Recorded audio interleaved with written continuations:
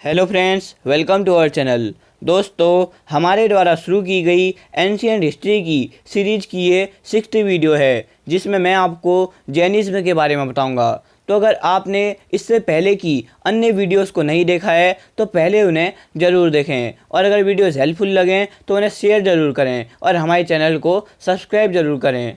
तो पिछली वीडियो में मैंने आपको लेटर वैदिक एज के बारे में बताया था, और जो लेटर वैदिक एज यानी उत्तर वैदिक काल था वो 1000 BC से लेकर 600 BC तक था। लेकिन 600 BC तक आते आते वैदिक धर्म अनेक रिचुअलिज्म यानी कि कर्मकांडों और यज्ञों का धर्म हो गया था। सोसाइटी में वर्क यानी काम के बेस पर कास्ट बनने लगी थी। तो देखिए, जब भी सोसाइटी में कुछ गलत हो रहा होता है तो सभी परिवर्तन की मांग करते हैं, और समाज में कोई ना कोई व्यक्ति जरूर उठकर आता है जो कि अपने विचारों से, अपने विवेक से और अपनी नॉलेज से पहले से चली आ रही परंपराओं से कुछ अलग कर जाता है। और इस 6वीं शताब्दी थी, इसमें ऐसे कई विद्वान थे जिन्होंने जन्म लिया और कुछ अलग करके दिखाया, और जिस कारण आज भी उनकी जो शिक्षाएँ हैं, उनके विचार हैं, उन्हें लोग फॉलो कर रहे हैं। 600 BC से लेकर 500 BC तक का जो टाइम था, इसे धार्मिक आंदोलनों का समय माना जाता है, क्योंकि इस टाइम में यूनान में हेराक्लीज, चीन में कन्फ्यूशियस, ईरान में जरथुस्त्र और इंडिया में जैन और बौद्ध धर्म एग्जिस्टेंस में आए। तो जैसा कि मैंने आपको बताया कि आज की इस वीडियो में मैं आपको जैनिज़्म यानी जैन धर्म के बारे में बताऊंगा, और जैनिज़्म के अलावा बुद्धिज़्म पर भी हम वीडियो अपलोड कर चुके हैं, और बुद्धिज़्म पर अगर आपने वीडियो को नहीं देखा है तो उसे भी ज़रूर देखें, और उस लेक्चर का लिंक डिस्क्रिप्शन में दिया है।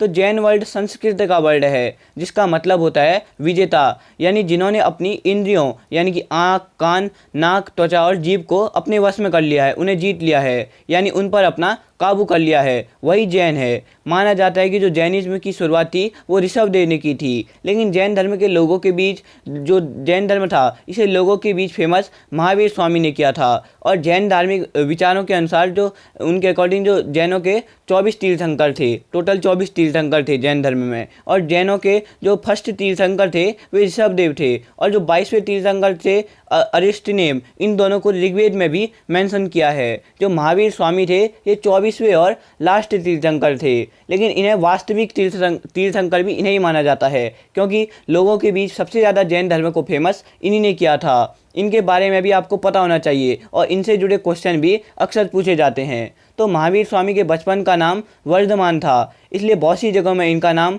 वर्धमान महावीर भी लिखा होता है। और इनका जन्म 540 BC में वैशाली के कुंड ग्राम में हुआ था। इनके पिता का नाम सिद्धार्थ था, जो कि ज्ञातक कुल के हेड थे, और इनकी माँ का नाम त्रिशला था, जो कि लिच्छवी के शासक चेटक की बहन थी। बाद में इनका विवाह यशोदा से हुआ था, और इनकी एक डॉटर हुई जिसका नाम प्रियदर्शना था। फिर 30 की एज में इन्होंने अपना घर बार सब छोड़ दिया और एसेटिक बन गए। देन 12 साल तक कठिन तपस्या करने के बाद इन्हें जिब्रिका गांव में रिजुपालिका रिवर के किनारे साल के पेड़ के नीचे कैवल्य यानी ज्ञान की प्राप्ति हुई, और कैवल्य यानी ज्ञान की प्राप्ति के बाद से ये कैवलिन भी कहलाए। कैवलिन या ज्ञान प्राप्त करने का मतलब होता है अपनी इंद्रियों को वश में कर लेना, अपनी इंद्रियों पर काबू पाना, और इंद्रियों पर काबू कर लेने के बाद कारण ये जिन या महावीर भी कहलाए। समाज में बुराइयों को दूर करने के लिए महावीर स्वामी ने 30 सालों तक डिफरेंट प्लेसेस में जाकर अपने धर्म का प्रचार किया। इन्होंने अपना पहला उपदेश राजगृह के निकट वितुलांचल पहाड़ी में दिया था। इनका पहला शिष्य इनका दामाद जमाली था, और चंपा नरेश दधिवान की पुत्री चंदना इनकी पहली भिक्षुणी थी। इन्होंने अपने शिष्यों को 11 गणधरों में डिवाइड किया था, लेकिन महावीर स्वामी के जीवन काल में ही 10 गणधरों की डेथ हो गई थी, और केवल सुधर्मन ही जीवित बचे थे। महावीर स्वामी की डेथ 468 BC में पटना के निकट पावापुरी में हुई थी। अब अगर महावीर स्वामी की शिक्षाओं, उनके सरमन्स यानी उपदेशों की बात करें तो जैनिज्म में 3 रत्न क्या होते हैं ये आपको पता होना चाहिए।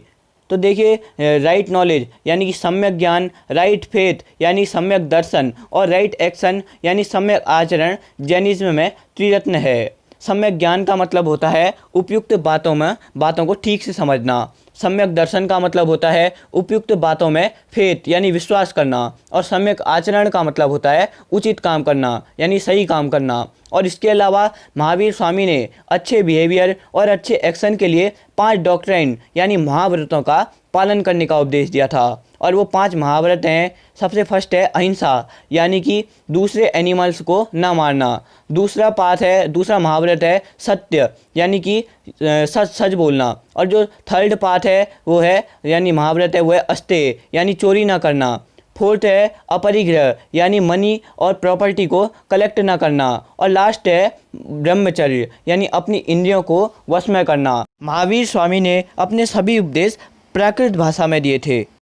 महावीर स्वामी पुनर्जन्म और कर्मवाद में विश्वास रखते थे। और जैनिज्म में आत्मा को भी मान्यता दी गई है। और जैनिज्म में वर्ण व्यवस्था की निंदा नहीं की गई है। वर्ण व्यवस्था का मतलब होता है काम के बेस पर लोगों को डिवाइड करना अनेक अनेक वर्गों में। तो देखिए, महावीर स्वामी के जो सरमन्स थे वो बहुत तेज़ी से फैले थे।